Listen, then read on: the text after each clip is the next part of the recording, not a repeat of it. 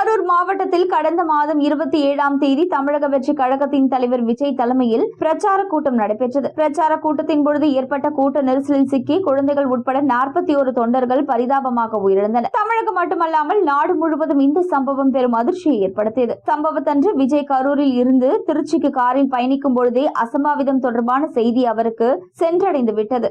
அவர் உடனடியாக மருத்துவமனைக்கு செல்ல உத்தரவிட்ட நிலையில் தற்பொழுது சூழல் நமக்கு சாதகமாக இல்லை. மருத்துவமனையில் திமுக அமைச்சர்கள் அவர்களது ஆதரவாளர்கள் குவிந்துவிட்டனர்.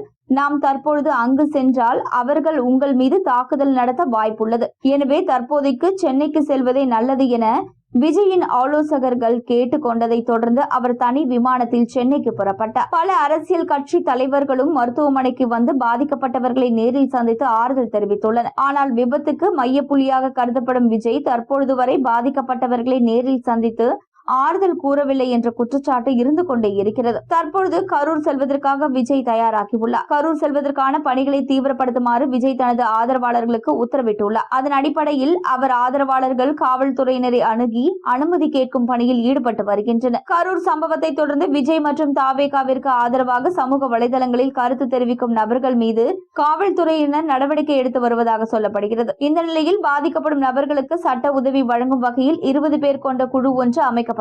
இந்த குழுவில் 15 மாவட்ட செயலாளர்கள், 5 வழக்கறிஞர்கள் இடம்பெறுவார்கள் என்று சொல்லப்படுகிறது.